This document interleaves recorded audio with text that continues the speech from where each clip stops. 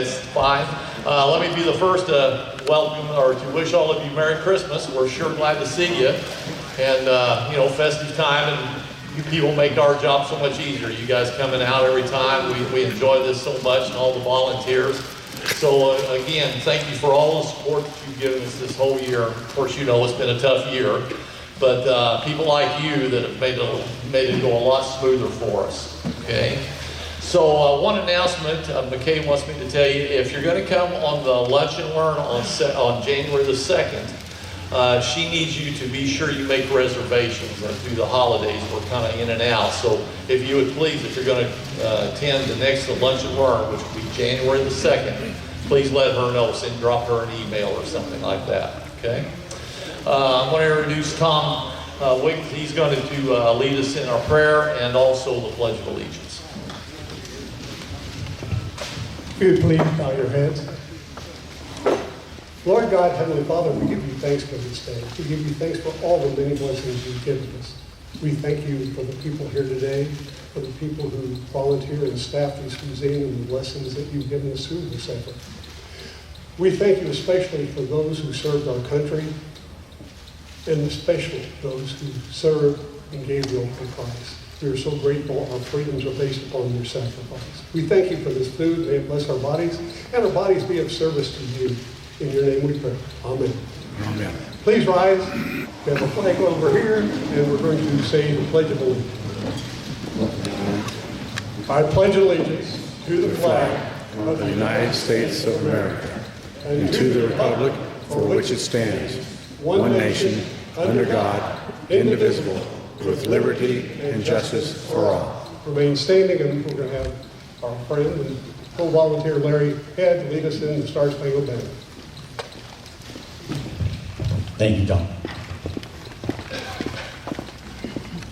Please feel free to join me.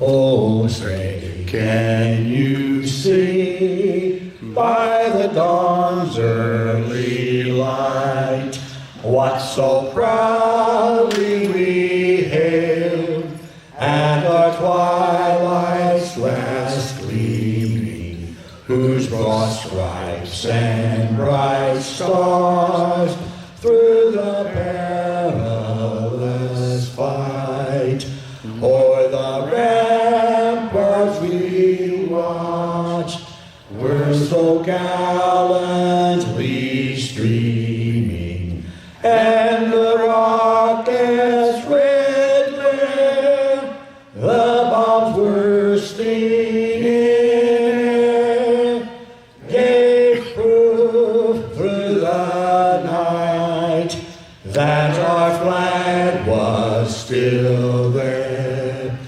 Oh, say does that star-spangled banner yet wave for the land of the free and the home of the brave? Please be seated. Before I introduce the speaker, Nancy Sanderson wanted me to bring to your attention the painting that's been done for us by Larry Eppers. He's done several of the works you see in here, and he has donated this work to Nancy, and she's going to use it with the education unit that goes around to the schools, especially when they talk about the First World War, Flanders Field, the poppies grow between the crosses, row on row. And he made this drawing or this painting for us, and we're very appreciative of all the work he does out here. Okay. So today, our speaker, this is going to be a really good one. One probably a lot of us do not know a lot about, but today's speaker is Lowell Holder. He comes to us from Tennessee. We opened the borders up. You know, we're going to build a wall soon, but they're still open. And he's going to talk to us today about his grandfather. who was a guerrilla in the Philippines during the Second World War. So it's something that I don't know a lot about, and I'm very, very anxious to hear what he has to say. At the end, we will, as we always do, have a question and answer session. So be thinking of anything you'd like to ask him. And I'll just turn it over to him, give him as much time as possible. So, Larry Holbrook. Thank you. Well, good morning. Ooh, I can hear myself. Hopefully you can as well. Give him a second, maybe to turn me down a little bit. But thank you for being here. I appreciate it. I have spent 24 years in education, whether as a teacher or administrator, athletic director, coach. And I've spent a lot of time in front of classes that look a little different from what we've got going on here today. Again, my name is Glenn Foster, and we are from Tennessee, originally from North Carolina. But I have family from Evansville, so I've spent an awful lot of time over the years in the area. I have spent also time, like I said, in front of classes trying to make sure that I don't put them to sleep and tell them that I will do my best not to put you to sleep if you'll do your best not to go to sleep. So I think today you guys may be a little more appreciative of what we're talking about. I know there's a question and answer time afterwards, but from looking out in the audience, I see veterans and people that know an awful lot of things, probably more than I do. I may want to be the one asking you questions. So if we turn it around and I ask you a question, maybe we'll enjoy that as much. What we're doing today, we've entitled, if it will work, there we go, is See You in a Few Months, an American Guerrilla in the Philippines. I'll tell you a little story as we go through this, the information that hopefully you'll find some interest in.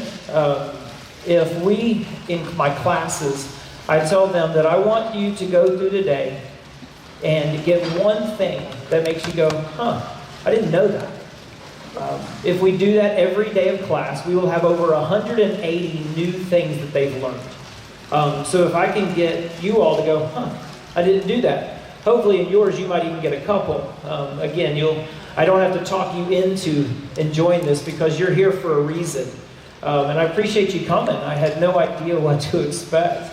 And the numbers that are here, you obviously are interested in historical things because of your support for this wonderful facility. I know it's probably not just the lunch that you're getting. You were hoping that somebody was going to be here to give you some information that you find worth being here, so that's going to be my effort. To start with, I want to give you a little bit of just a background of what we're talking about in the time frame. When you're talking about things in the war, there is so much information. You can't put 4 years of our involvement into 40 minutes, 45 minutes, because there's so much going on. And this is just in the Pacific. We're not even going to talk about all of the other things that were going on in the Atlantic Theater. So we're going to narrow it down just to some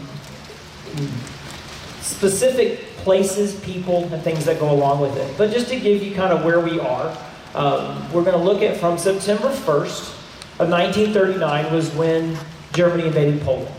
So that was the official start of World War II. You may know that the first shots of World War II in Europe were only 20 years, 9 months, and 19 days after the last shots of the Great War. The war to end all wars. It only lasted 20 years of peace. So just to give you where we are to start with. December 7th, as many of you know, at 7:55 a.m. was when the Americans were pulled into the war with the attack of Pearl Harbor. By 10 o'clock, the attack ended, and Japanese planes were taken off and headed back to their ships. And obviously we then are now involved. To show the coordination, there's a lot of conversation about what we knew, what we didn't know, how long were the Japanese planning this, but to show the coordination of what was going on December the 8th, in the Philippines, at 12:40, just after noon, lunchtime area, the Clark Field, which was the primary U.S. Army Air Corps base supporting B-17s in the Philippines, was attacked, to show that there was a coordination. This is only 8 to 9 hours after the attack on Pearl Harbor. December 8th looks like it's the next day. But for those of you that know how time zones work, you cross the international date line in the Pacific, and it was the next day in the Philippines. And yet it was just literally hours after the attack on Pearl Harbor. So you kind of get an idea of just where we are. You can see around here the Philippine Islands. Up at the top, the northernmost island of Luzon is where Clark Airfield Base was. So you just get an idea of where we are and an idea of the timeline that we're talking about. So just kind of keep that one marked. As we move our way through, you can kind of know where we're at. But also, we're going to kind of bounce back and forth a little between people and places. So this just gives you kind of a base to start with. On December the 8th, with the bombing of Clark Field, it was said that one of just the ones I remember from reading, that it talks about they were introduced to the shuddering reality of war. Just the idea of how that's written, it's just, people don't talk in the same way sometimes nowadays. But you see that this was written in one of the personal memoirs of one of the soldiers. They, at Clark Field, did not have any prior knowledge of that it was coming until the bombs were literally dropping on the airfield. It was discussed in Pearl Harbor of how much we knew, how much we didn't know. It was a similar idea in the Philippines, that they did not have prior warning, even though they did know at the higher up level that what had happened at Pearl Harbor. One of the stories that was spoken by multiple men that were on the airfield that day at Clark was that they were not at a normal stations where they would have been. They were actually listening to radio communications talking about the attack on Pearl Harbor. And they were trying to figure out, is this true? What had happened? What all was going on? So they were literally not where they normally would when the Japanese started their runs. One of the amazing things to hear about talking with any war veteran is their perspective. Part of what I want you to be able to see today is a perspective that they had.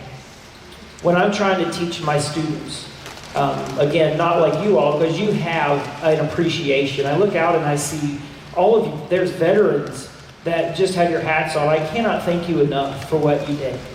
It's just an amazing thing to be around what truly are heroes among us. Thank you. If I don't see each one of you, then thank you from here. But if I make my way during the day, don't be surprised if I shake your hand and thank you because of my deep appreciation for what you've done. I've grown up in generations of family members that have been a part of the armed forces. Whether it was my father that was in Vietnam, grandfathers that were part of different wars, even back to the War of 1812 and the Civil War and the Revolutionary War on both sides of my family. So for those of you that are Army, then I have appreciation for you because of personal things. I'm sorry about the Army-Navy game the other day. Some people in here are probably not as happy as others. But we'll keep going to where we are. But that's the idea of what you've done. We want you to be able to appreciate that. And what I'm doing and what our teachers are doing is trying to convey that understanding to our students now. Everybody in here has some connection to someone who was in a war. Your age alone, whether it was my age, your age, older ages, have a connection that our students now have very little. They don't know much about other than history books. And in history books, as you remember, it's just a story. What I want to do today, what I do in my classes, is I want to add a connection for real people.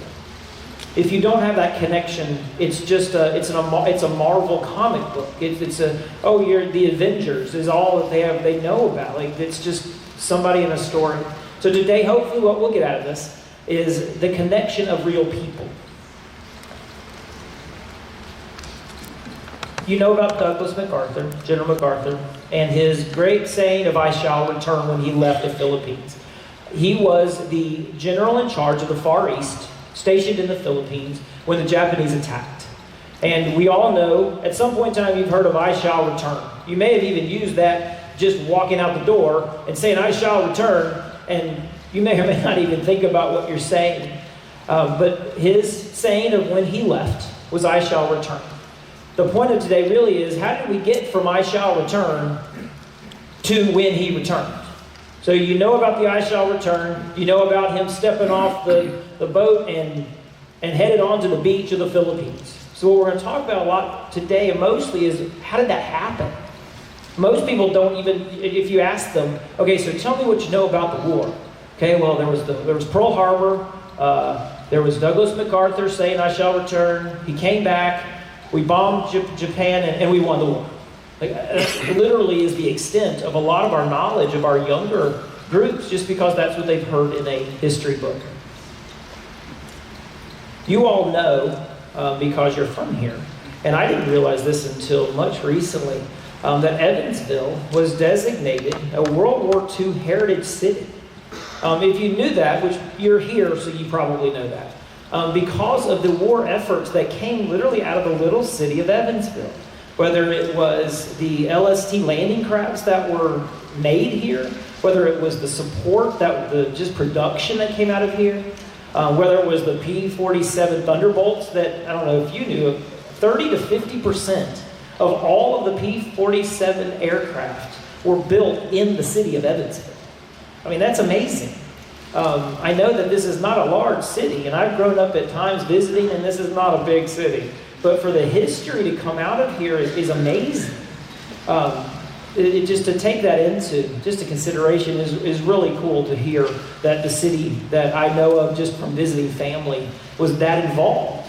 You see the billboards and you drive through, and if you don't know about it, the idea of saying that the city that saved the world is like, come on, like really, like that's a bold statement. Until you actually know what's going on and what came out of here is really impressive. Well, one of the things that came out of Evansville was from Bosse High School, right down the road. As I drive in, I pass by the football field of the Bosse Bulldogs. And I've grown up hearing about all of the different teams and the high schools and things, and keeping up with high school basketball. But out of Bosse High School came Lowell Holder. In 1939, he graduated from Bosse, and as with many of that age group, didn't have like a job lined up. I mean, I can imagine that if it's not a big city now, it sure wasn't a big city in 1939. So in order to have an option of what to do, and to save for college, which was his plan, he joined the U.S. Army. At the time, he went into the Air Corps. And for those of you that know how it works, the Air Corps was the original Air Force, which wasn't actually established as a branch of the government in the services until 1947. So in 1939 to 1947, the U.S. Army Air Corps was where you went if you wanted to fly planes. So he joins the Army into the Air Corps, goes to Fort Slocum, New York for basic training. Got himself into the options of different things to do, where to go, how to do things, and ended up as an armorer for B-17s. So part of that training then sends you to Hawaii. So I'm sure that was where when you get sent to places, some people end up in Louisiana or Texas or who knows where, but when you get stationed in Hawaii, that's probably not the worst thing in the world. And in 1939, there wasn't a war going on when he graduated in June. As you remember, it didn't happen until September of 1939. So we're not in war at this time, so just going into the Army was a normal kind of thing for young adults at the time. Well, even by 1940, when he gets shipped to Hawaii, we just now are having war. And if you don't want to be in war, you go to literally the farthest place from Germany as possible, and you end up in Pearl Harbor, Hawaii. Or specifically, Oahu. So I love pictures of things that have come from the past. And you see this was literally a picture with it marked Oahu, Hawaii, 1941. And Lowell Holder on your right. This was pictured where they were. I said he was an armorer with B-17s. So if you look on the right about there is Lowell Holder with his armament graduation in 1940. As many of you have heard or know, or if you don't know, they just worked on all of the things that had to do with the B-17s. For months, if you see right about here where Hickam Field is, it overlooked Battleship Row. that you all know of from the pictures and from hearing the stories of just Pearl Harbor. It's interesting to think that for the better part of a year and a half, as they worked on the airfields there at Hickam, he could look out across the bay and look at the USS Nevada, the Oklahoma, the USS Arizona, and to think of what they didn't know. They had no clue what was coming in the next few months, what was coming for them, what was coming for our country, what was coming for the world. But he literally was working on one of the B-17s and could look across at the ships that were moored there. And it's always an interesting thing, again, to put in perspective of what was going on. His next assignment sent them to the Philippines. So he spent what would be the next 3 weeks on not exactly the Titanic, but it did get there, so there's a plus. Was the President Pierce, is what took about 3 weeks to go across the Pacific to the Philippines, where they then were stationed at Clark Air Base. Clark Air Base was the main Army Air Corps base supporting B-17s. They had the most B-17s at that base of any of the Philippine airfields. So that was where they were working on December the 8th. This gives you a quick idea of what the Philippines looked like. The northernmost, again, Luzon, was where you can see where Clark was. You'll hear different things about most of it, but Leyte is here, where you hear about the Battle of Leyte and Leyte Gulf was a huge battle. It was a part of later in the war. And then down here on Mindanao, you will hear most of what we're talking about. So that gives you just an idea, so you understand where we're talking about. I remember when I went on my honeymoon, we went to St. Lucia in the Bahamas, and we were on the beach one time just talking, and my new wife says, "Where are we?" And she didn't even know where we were, and so I literally drew in the sand, kind of, here's where Florida is, and here's where... So I say that only because this gives you at least an idea of where we're talking about. It's on the other side of the world, from in Evansville, Indiana, and the cornfields. To end up in the Philippines must have been a little bit of a culture shock. To go from Hawaii, which you've all heard stories of shore leave of the sailors and all them hanging out in Hawaii, to the Philippines was quite a change. Again, on December 8th, Clark Field was attacked. Following that became December 25th, Christmas Day of 1941. They were ordered to leave. So for about a 2-week period after the initial attack, there was every few days there'd be another attack, another bombing, another strafing of the fields. They were working their way down from the northern part of Luzon. They were attacking down in Mindanao. They started literally a coordinated attack to take over the Philippines, because that's where Americans and American airfields were that were able to be used for obviously anything, but our presence, the American presence, was what they were trying to make sure they're getting rid of. On December 29th, they left for Bataan. If you look up here, they left Clark Field and went south to the peninsula of Bataan that overlooked the island of Corregidor. That was on December 29th. Most of us have heard that with 4 months later, the soldiers that were left on Bataan were part of what was captured. That led to the Bataan Death March that saw thousands of our soldiers die in between. The ones that made it then were POWs for most of the rest of the war. So this group, the 19th Squadron, was what they were a part of. Were evacuated to Bataan, and within the next few days were then evacuated again, leaving Bataan, going south. On many of the different memoirs that I've read, it's amazing to hear the same thing come up. You can really tell what was truth and not made up when you have multiple memories of different people that say the same thing. Much of our stuff comes from 4 main points. There's a really great memoir that is very long by a Corporal Thomas Mitsos that was in this group. We also have had information sent to us by the family of a man named, he ended up being Major I will say that most of the names that we'll talk about, I'm going to give you the last, what they ended with as far as their rank. So many of these went in as private first class.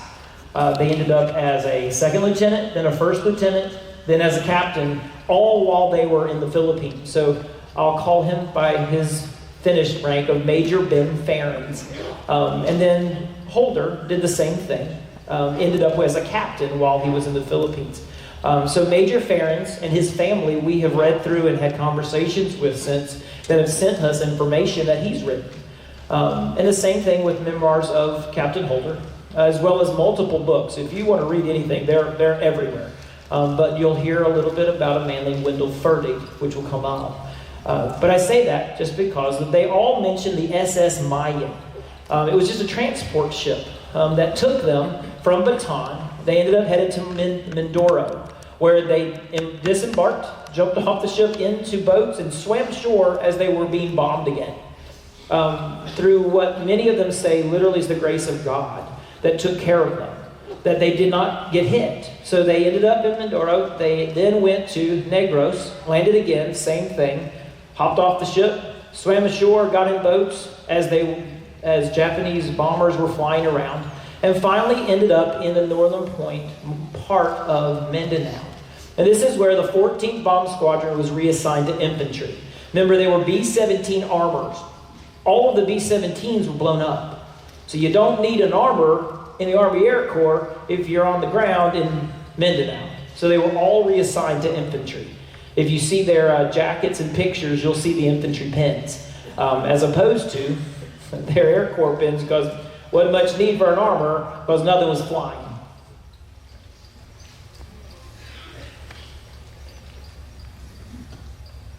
The fun thing I get to tell my kids is, look, today I'm a special speaker.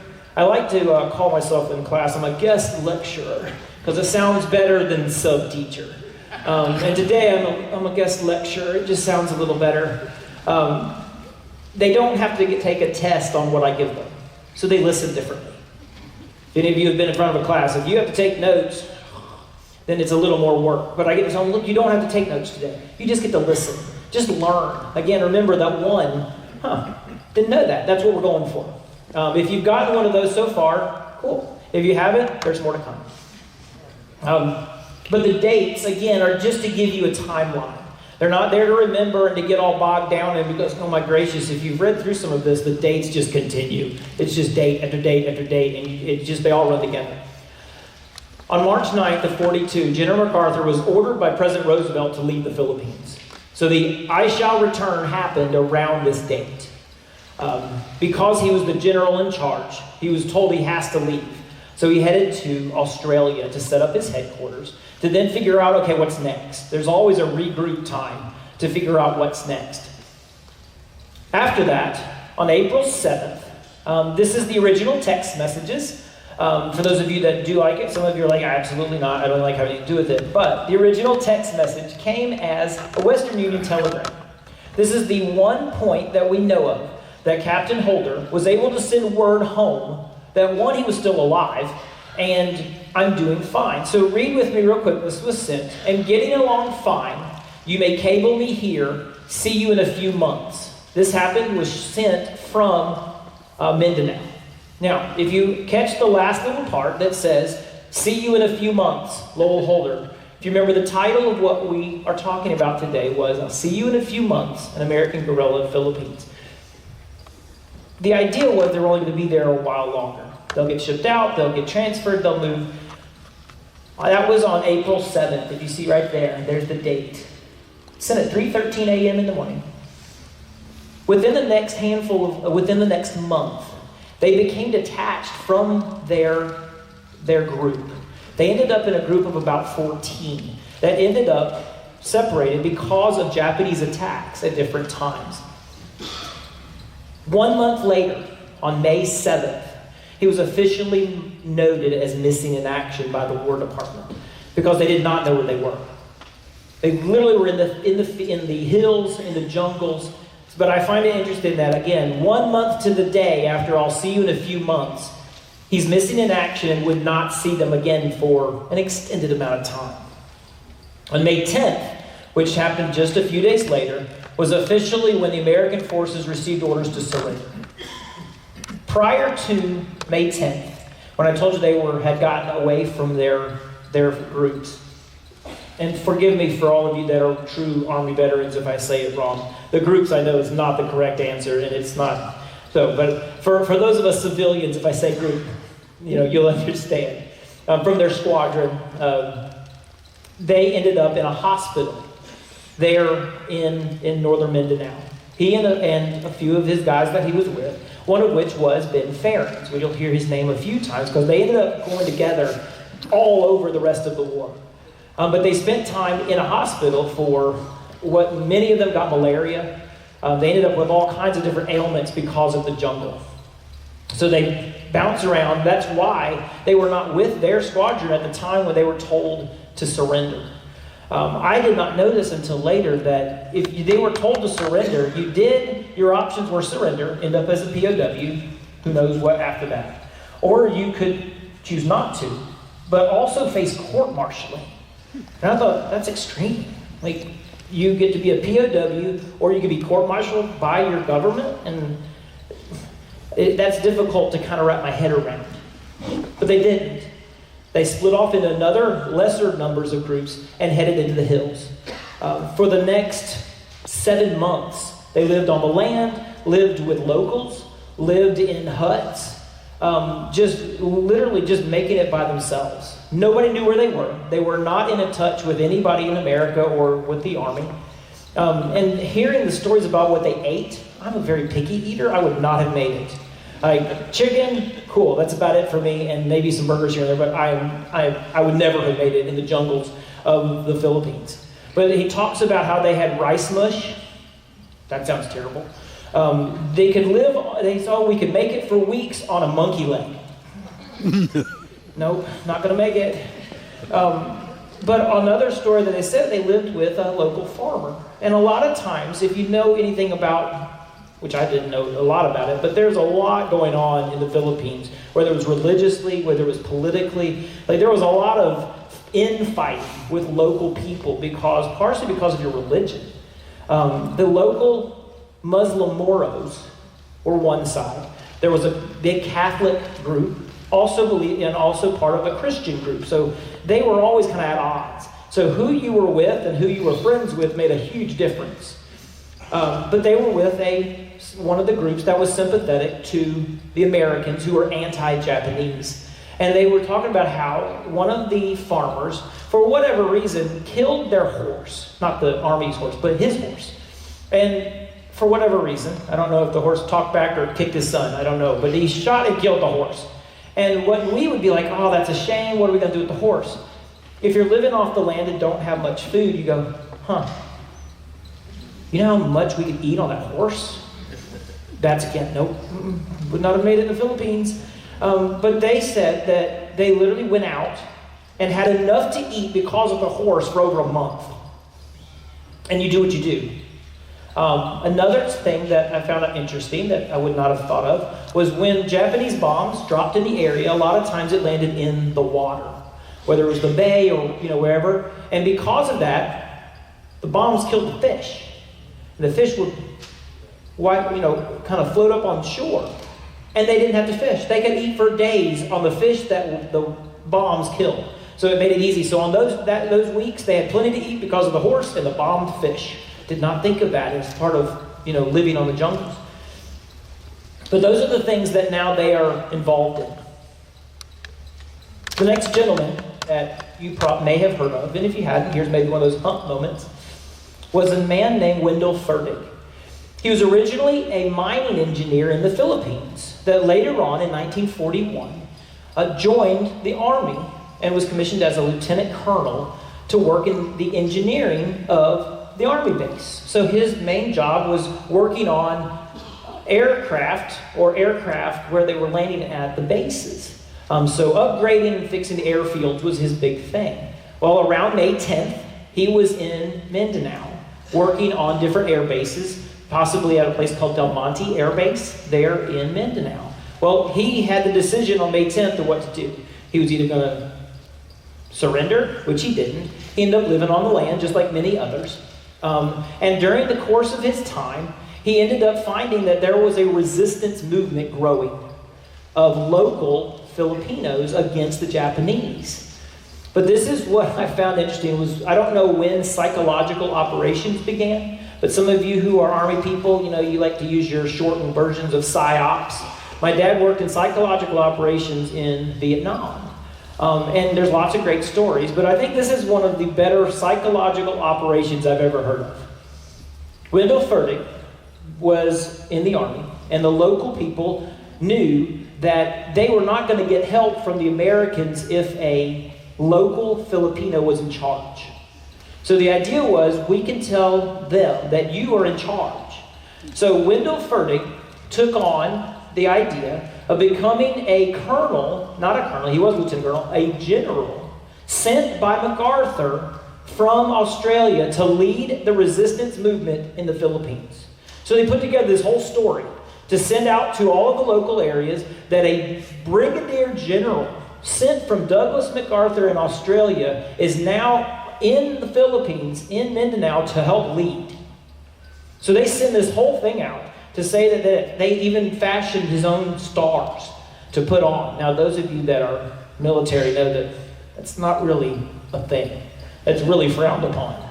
Well, nobody knew about them. Nobody knew they were there. Nobody really cared at the time, but it helped support their efforts. This is the proclamation that was sent out. I'll read it to you because it's a little small. This is from Wendell Furtick to the area people in Mindanao that said, from the United States Army Forces in the Philippines, Office of the Commanding General in the field of Mindanao and Sulu.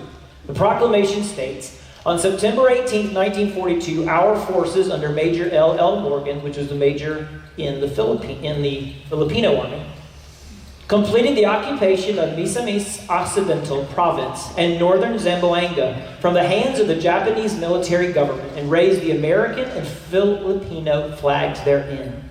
On behalf of the United States of America, the Filipino Commonwealth government is reestablished in those regions under military authorities. And then signed W.W.I. Furtick, Brigadier General USA, commanding Mindanao and Sulu Force. All of it's made up. The entire proclamation was made up. He's not a brigadier general. He didn't do all of this. What they did was actually go into an area that did not have much or any Japanese presence, ran up their flags, and that was the first victory for General Furtick of the newly moving guerrilla forces of Mindanao.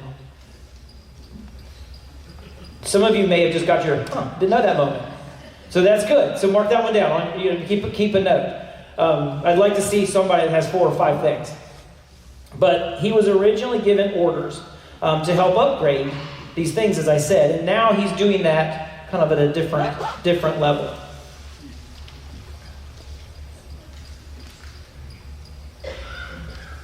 So in December of 1942, he has this growing guerrilla movement.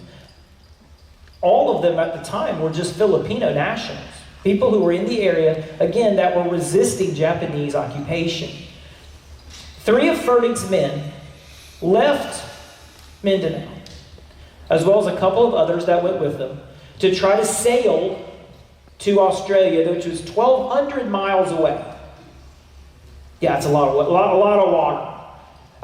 With nothing more than a compass and a National Geographic map of the Southeast Pacific. In a 21-foot sailboat. Somehow, again, for those that have their beliefs know that, but by the grace of God, they made it to Australia and actually found General MacArthur's headquarters. They were sent with a code book and call signs of what to expect if they heard from Americans in Mindanao, so they knew that it was them. Like, the idea of that just is mind-boggling. Like, okay, so we have a plan. We're going to send these people off. If we can get in touch with MacArthur and tell them that we are here and have troops, they will send support. Originally, MacArthur didn't believe them. He didn't think this was real. They spent a month or so just sending signals just to test it, with no real information that was of use. But that was the idea of the beginning of the American guerrillas of Mindanao. A group of Americans, including Ben Ferens and Lowell Holder, arrived in the area to join what would end up being around 180 American guerrillas as part of this movement. It's talked about that up to 25 to 30,000 troops were all a part of this group just on that island. And the idea that Wendell Fertig was able to pull this in, that became one of the most organized groups of guerrillas in the entire Philippines. There were guerrillas on Luzon. There were guerrillas in other areas, but the most organized and well-known came from Mindanao. Later in February, communication with Mark MacArthur's office had been established. So it was now, okay, now we have something here. And something called the Force Radio Section, or the FRS, proves it was operational and can be vital to the success of the war efforts in the Philippines. Because of this, now we have options. We have ideas that can be sent back and forth. So, okay, now we have a new plan. While this is going on, you find it interesting that seeing real paper that was sent by the United States War Department, I've always been fascinated with. And this is one of the ones that got sent to the family of Captain Holder. It says, "Dear Mrs. Holder, the records of the War Department show your son, Private First Class Lowell Holder of the Air Corps, missing in action in the Philippine Islands since May 7th. Do you see this date? April 7th, they got the telegram. May 7th, he's missing in action in 1942.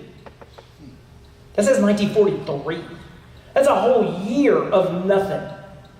I just can't imagine being the family of armed forces in this time period. Like, there's just no information. Like, they've gone an entire year having no understanding of what's going on with their son. All available information concerning your son has been carefully considered, and under the provisions of Public Law 490, an official determination has been made, continuing him on the records of the War Department in missing status. The law cited provides that pay and allowances are to be credited to the missing person's account, and payment of allotments are authorized. Will continue during his absence." Oh, well, if you just told your mom that your son's missing, we're going to keep paying him, though. Okay, that's not exactly, I think, really comforting words, but it's something. They don't know where he is. They are missing in action, when in reality, in 1943, Holder, Ferens, and the rest of their groups are in a camp putting together the idea of radio stations that would send information to General Douglas MacArthur's headquarters. Right here on the end, second from the right, is Lowell Holder. And just to his right is Ben Ferens, who we talk about often. I like the idea of having these connections because I'm getting the same information from multiple sources.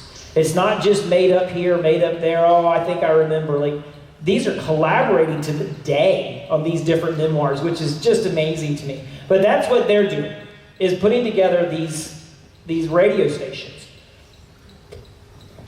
They end up being called Coast Watchers. And the idea of the Coast Watchers, which is really interesting, is that they became spies. They were lookouts on the outer, most of them were on the coast, obviously, to watch out for troop movements and plane movements and ship movements of the Japanese. So this became what they were told from MacArthur, that you're not to engage in fight. The idea of the guerrillas is not guerrilla warfare as much as fighting them to get them out of the way. It was to let them know what was going on. And the Coast Watchers became very important, which this is the part of the middle of I Shall Return and him walking back onto the beach. This is the part that I wanted you to know and to understand why and how this actually happened. Around 30 stations were set up at different times during the 3 years of their operations, delivering nearly 9,000 coded messages a month straight to General MacArthur. Over 40 submarine missions then started delivering 1,300 tons of supplies to these guerrillas. They would come in at night at high tide, be able to drop off supplies, tons at a time. And it's interesting that my kids, when you think of a kid's version of it, they're like, well, why didn't they just pick them up? Like, take them home. Like, take them off the island. They're obviously in harm's way. They're sick. They're having a problem. Like, why didn't they just pick them up? And I'm like, here's where you have to think differently than an 18-year-old's mind. The Coast Watchers became integral to the possibilities of not only MacArthur's return to the island, but to the war in general in the Far East. I mean, the Pacific Theater had parts of this as an important part of our possibilities of winning, were because of these Coast Watchers. They didn't pick them up because the Army and the government needed them there. And that's another interesting way of thinking about that. Like, we're in war. You're doing what's best, not for you, what's not best for your mom. It's what's best for the Army and our efforts. From 1943 to 1945, over 300 Japanese ships were sunk because of this operation. The Coast Watchers, in watching their movements, would radio in, and the United States Navy, the subs, the ships, would have knowledge up to a couple of days ahead of what the Japanese were doing. It became a real important thing. This picture from 1948 was from an event of the American Guerrillas of Mindanao, and a meeting that they had where Ben Ferens, who ended up being the president of the American Guerrillas of Mindanao Society after the war, was meeting with Colonel Ferdig. And one of the things he said in one of his war memories was, we had 2 radio stations near a POW camp in Davao to keep an eye on the camp. Every time a Japanese ship would come into the Gulf, Bit was Lowell Holder, Bit was his nickname. Apparently everybody in the 1940s had a nickname. So Beverly was Ben, Lowell was Bit. That's a whole other story. So Bit Holder, the radio operator in the area, would notify headquarters. It became very evident in 1943 and 44 to the Japanese that the guerrillas were a problem. Because, as I said, 300 of their ships were sunk directly related to this, and they didn't know how or why. But the rest of the end of this is what obviously I found a little bit interesting. Was his recollection of this was, Bit Holder was probably responsible for more Japanese ships being sunk than any other Coast Watcher in Mindanao. You remember where Bit Holder was from? There you go, thank you. So you are listening a little bit. He's from Evansville, an Evansville native, the son of a Baptist minister who grew up just down the road, was credited with being one of the top Coast Watchers in Mindanao at the time by what would become a 3-time Bronze Star winner. Beverly Ben Ferens ended up very well decorated as a part of lots of things, and like I said, was awarded 3 different Bronze Stars. So his recollection and importance to this was obviously evident and real. So as they moved through 1943 and 44, they moved around a lot. The idea was that the Japanese didn't know where they were or what they were talking about, but they could lock on to the radio signals that were being sent off by the radio stations. So that became really one of the worst places to be, because it was bombed and shot at and attacked more than almost any other area in what was going on in Mindanao. So they bounced around and moved often. One of the stories that was mentioned was that Lowell Holder went with Colonel Ferdig from one location to another to set up a new radio station. And it was noted in multiple places that this happened, that Holder went with Ferdig to Esperanza, was the name of it, to set up new ones. So they would have a few of the radio operators that were key to what they were doing, would go with them to then set up a new place. So then they would pack up and leave to go to a new place. But part of it was because MacArthur's information was so important, he sent word that said, you are never to be off the air. Do not, under any circumstance, be off the air. They were sending coded messages 24 hours a day, 7 days a week on what they were doing. So it was constant. So when they would move, they had to go ahead and set up a new station For then, that one was online and going for when the other one was packed up and left. I mentioned Davao, which was in the southeast portion of Mindanao. This picture was taken at one of the guerrilla airstrips in 1945. Davao was the third largest Japanese base in the Philippines. There was also a POW camp right there, right outside of the city. 6 Coast Watcher stations were established just around the Davao Gulf alone. That's how important it was and how much shipping was going on. So the information was very key to be sending. They knew exactly where to find these ships because of these Coast Watchers. So it became key information to the U.S. Navy over the days. One of the stories that came out that you might appreciate was that one evening they were on one side of the Gulf. It kind of moves around, so you're going from one side of the Gulf to the other. And one of Captain Holder's missions was to send supplies from one side to another. One evening they had to do this at night. So obviously it added to the difficulty, but also that was important because you couldn't be seen as well. So they get into their boat, they use this air canister to start the engine, and it just wouldn't start. Like they tried, they couldn't start, so they weren't going to be able to supply where they were headed across the Gulf. So they ended up staying the night in some hut, out on the beach probably. And the next morning they were finally able to radio in to find out and let them know what was going on. They didn't hear anything, they didn't get information. They ended up finding out that evening before, that the area they were going to was attacked by Japanese forces.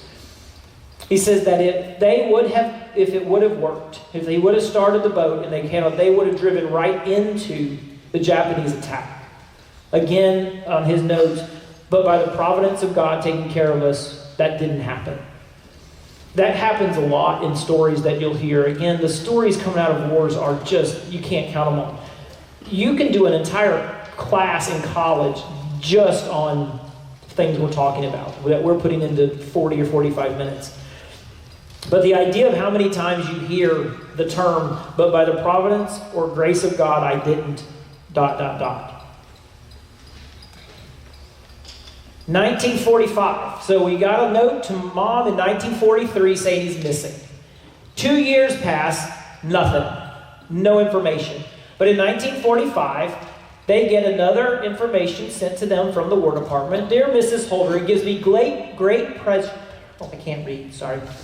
It gives me great pleasure to inform you that a report has been received from the Commanding General of the United States Armed Forces in the Far East, which states that on October 26, 1944, your son, Private First Class Lowell G. Holder, in 1945, he had actually been promoted 3 times to captain, which is, again, moms don't care, was alive and on duty. Private Holder, as you have previously been informed, is carried officially on the War Department. It's in action since May 7th of 42 in the Philippine Islands. I can't imagine the relief of just getting an information saying, he's alive. What was funny was they got another note a week later that said, we regret to inform you. Can't imagine that either. It wasn't he was alive and on duty. He was alive and free. Because he was not on duty with the American forces. He was not back in the normal operations of the armed forces. But did say he's alive and free. At no point during this time were the members of his squadron ever captured. That's an important thing because it was written in some of his notes that we were never POWs. To some people, that's obviously an important thing if you were part of this at the time. The idea of their work to save and work for the POWs is also equally as important. But they noted that that was not anything that they had actually been captured. Back to the timeline to catch you up on where we are. We're now in 1944. October 20th, 1944, General MacArthur's troops land on the island of Leyte. Because of the information that they received from the guerrillas over the course of 3 years, it was finally at the time that the forces were not what you would think as much stronger than what we had. So they took the information of the Coast Watchers and the guerrillas and landed on the island of Leyte. You can see the picture is one of the ones you'll see in every history book. It was MacArthur's return to the islands. This was actually on that island. On January 9th of 1945, General MacArthur's troops land on the northern island of Luzon. Manila, the capital, was there, and that was one of the places that General MacArthur was when he had to leave. He called forces and generals that he worked with to get on his boat, for when they landed on Luzon, he made a big statement. That's the one that you see even more so, is that one. I thought this picture was interesting. This may be a moment. Look at the cropped picture that you see in the history books. Outside, it looks a little different. Like, we got a guy here taking pictures. We got a guy here that obviously does not know what's going on. And we've got the general of the Far East walking on the shore. This was a major, major, major moment, not just in the Pacific Theater, but for the United States as a whole. This picture was one that was sent out in time as one of the greatest pictures ever, because it showed what we did. It showed what we were doing. It showed that we were the United States Army. And that picture by itself is just quite a display of what went on. Again, from I Shall Return to this, all that went on to get there is very important. March 8th of 45, American troops arrive on Mindanao. I can't imagine being the guerrillas of Mindanao that spent the last 3 years doing what they're doing, being chased and bombed and shot, to see our troops just literally waiting onto the shore. It's just another one of those, when you think about it and you put your reality of it. It's not a story that you just read. It's not just something that happened 500 years ago. To know that we had our men that could literally watch our troops walk onto the shore must have been one of the most exhilarating things they ever experienced. July 25th of 1945, the Japanese resistance collapsed, ending the campaign on Mindanao. The late Coast Watchers informed MacArthur that a half a dozen barges full of Japanese soldiers were headed in the direction to attack where they were landing, when he was landing on that central island of Leyte. I say this because, due to the information, American P-38s and P-47s were able to sink all 6 of those barges, and not one Japanese troop landed on the shore. And no American losses happened in that one battle. The importance of that, because of what these guerrillas were doing. They may not have been the only thing that made this work, because of the work all the way around for everyone. But the guerrillas on Luzon, the guerrillas on Leyte, the guerrillas on Mindanao were a really, really important part of this. And most people have no idea. My goal is hopefully that if you didn't know this, you're leaving today with okay. And it's worth sharing. It's worth talking about. It's worth explaining on the importance of what was going on just in this one little section. August 6th, Hiroshima. August 9th, Nagasaki. And you see the ball rolling now. August 15th, Japan surrenders.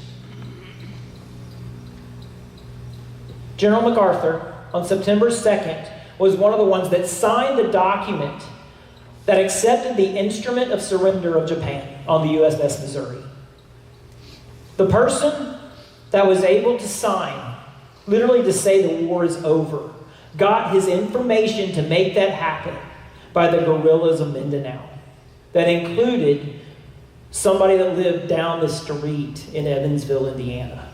To be a part of that and the history, not because of the person specifically, but because of what they were able to do.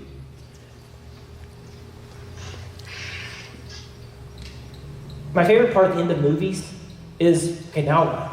What happens now? What happened next? Like, you have the little things show up and, 27 years later, they are now teaching at a...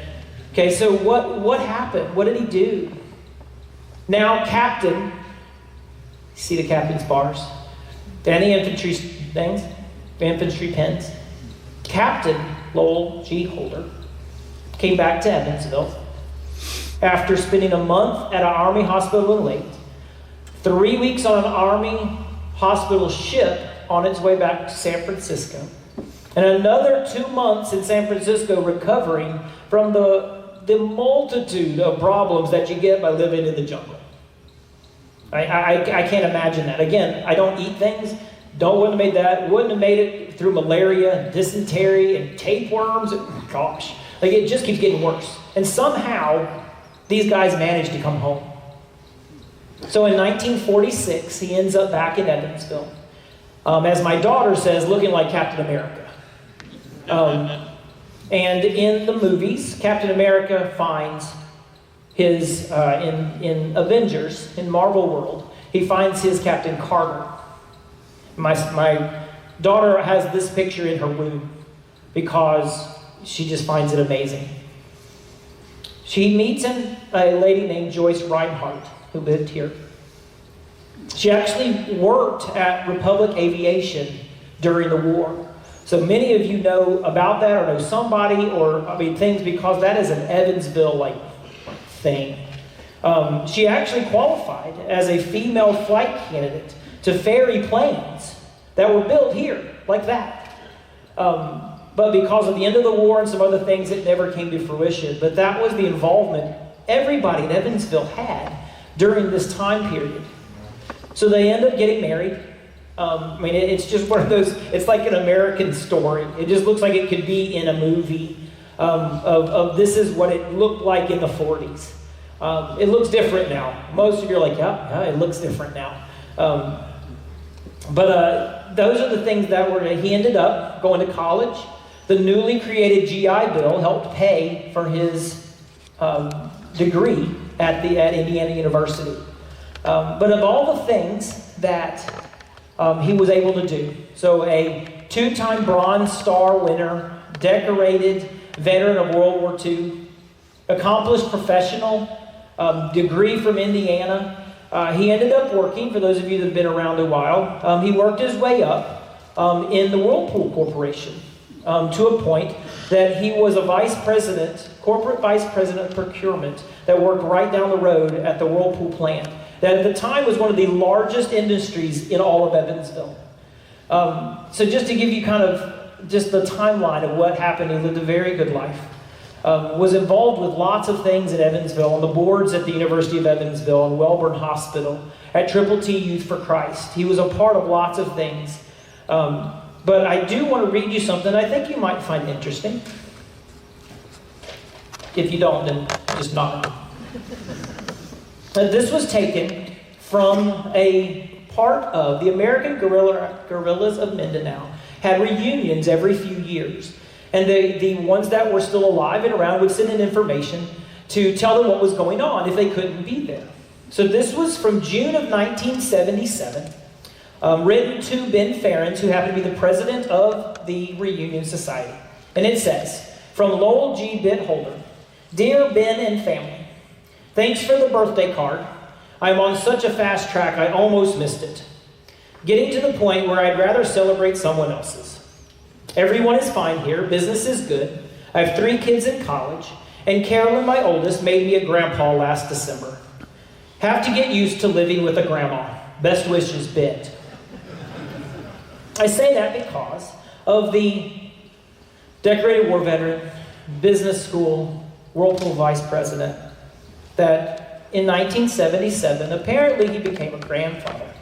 Now, I don't know what his favorite part of life would be of his accomplishments, but I'd like to think that might be it. If not the highlight, at least really high up there. I say that because, as you may or may not have heard at the beginning, Carolyn had a son in 1976 to make him a grandpa. This was about 1977. I'd like to think that he was really happy of that moment, because that's me.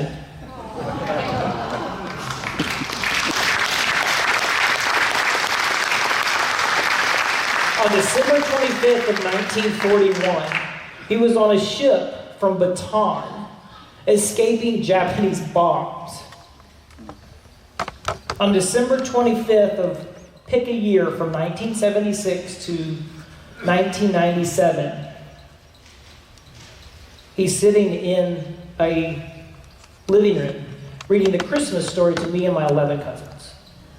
or leading the music of a cantata at Memorial Baptist Church, or a host of other things of parties that he hosted that I just remember seeing him as that. And to be able to share his story with an amazing group of people like you is very much a privilege and an honor. So thank you for being here. You had no idea what you were getting into. And I appreciate the fact of that you're interested in history, in doing this, and supporting an amazing place like this. I do want to thank the Evansville Wartime Museum and each of you for being here. Thank you for your support of this. It's been amazing to be here, see things, to be a part of just seeing what's going on here. If you've ever been to Washington, D.C., we've been recently, and I can't wait. I'm actually going as a chaperone for a middle school trip to Washington, D.C. in March. If you've ever been there or want to go, there is one of the newer exhibits, one of the newer areas that they've got there that are supporting what's going on is the World War II Memorial. If you've ever seen it, there is an area on this side that talks about all of the battles in the Pacific. If you go on the other side, it talks all of the battles in the Atlantic. And it has mentioned of all of the 50 states that are there. I've got a picture of the one that says Indiana. I've got a picture there of the one that says the Philippines. And inscribed in marble are the words Pearl Harbor, Bataan, Corregidor, and Mindanao, as well as all of the others midway and those that were happening. And it's amazing to sit there and put my hand on it and know this story, to understand what actually went on, as opposed to just, oh, that's a pretty building. Oh, that's a pretty memorial. That's nice. But to literally put my hand on Mindanao and what it means to the country, to my family, and to Evansville is quite an honor as well. So thank you all. I didn't see too many falling asleep. I do appreciate that. I didn't have anybody in the audience with actually. So hopefully you got a couple of those, didn't know that moments. So again, thank you for your support here. Thank you to the museum. And I appreciate it, and I wish you all a very, very Merry Christmas. And thank you again. Well, do you have any questions?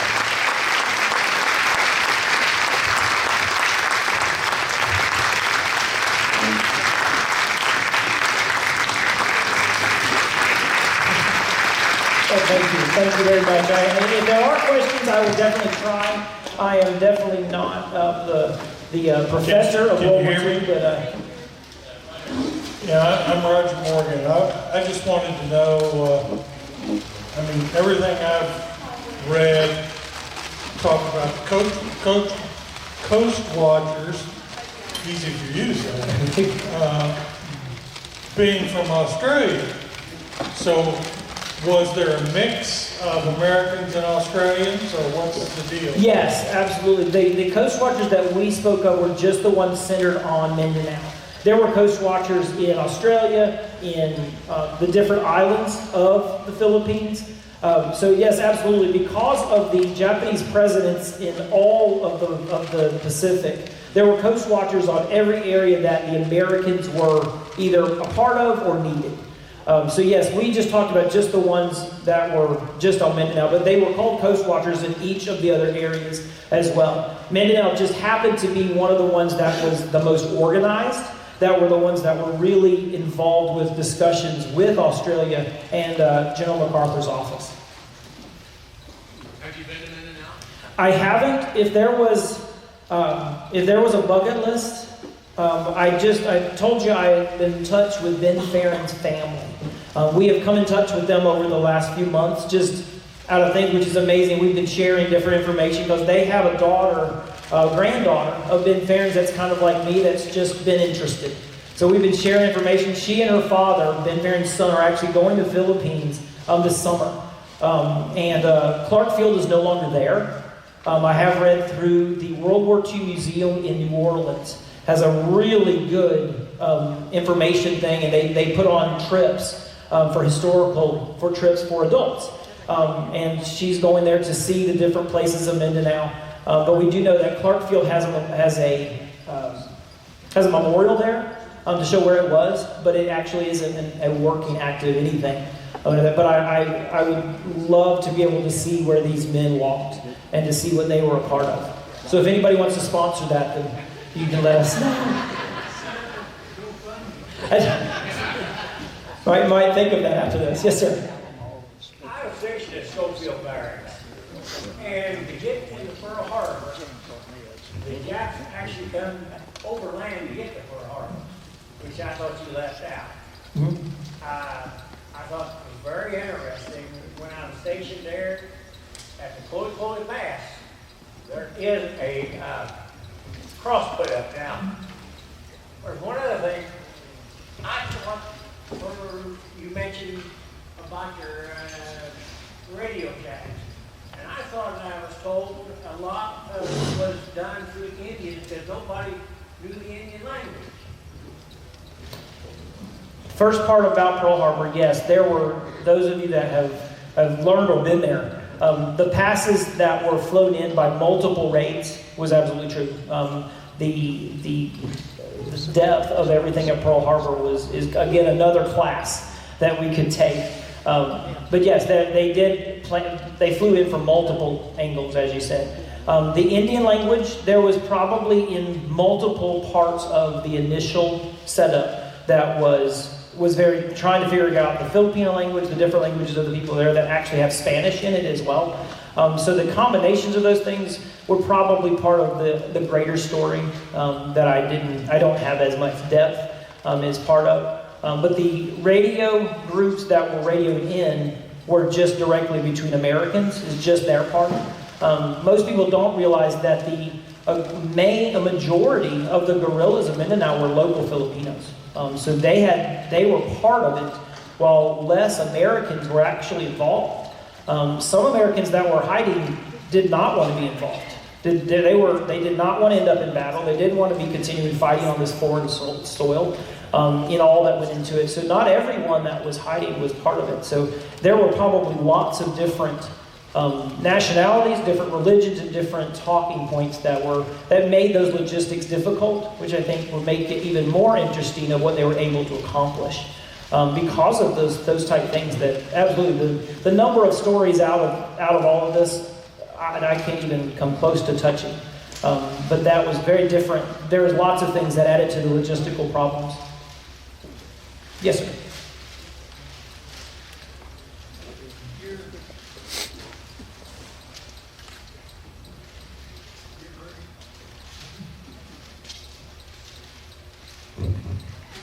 There you go. Your grandfather was a special guy, and he shared with me things that most people he cured malaria by drinking boiled bark. The natives, someone slept with him at night. I think it may have been Ben Barron. He would have died of shivering to death because he had fever so bad from malaria. That saved his life. He missed the battleships blowing that supply place off the map. And the boat, he said that boat never didn't work. It was the most reliable boat ever. And it did not work. And he worked till dark, and even with a lantern, and couldn't get it started because he was determined to get where he wanted to go. And he didn't make it. And most of all, he was a good Christian man, and he was proud of that as much or more than anything.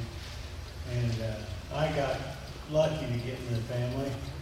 And about the time you were sitting on his lap, we'd go by the house, and I'd make my rounds about 5:30, saying hi to the family. And then I'd take this gal here, and that's 45 years ago. That number comes up a bunch, 45. 45 years ago, and we'd leave you, and you'd give me a dirty look. Proud son-in-law of Lowell Holder here, if you're wondering why he has information that are close to the family. But this has been a collaborative of work that is almost 2 years old with regards to starting with a conversation riding with Mark somewhere in the car. And he actually let me tell him something instead of telling me. He's a pistol. But he took a real interest to the story.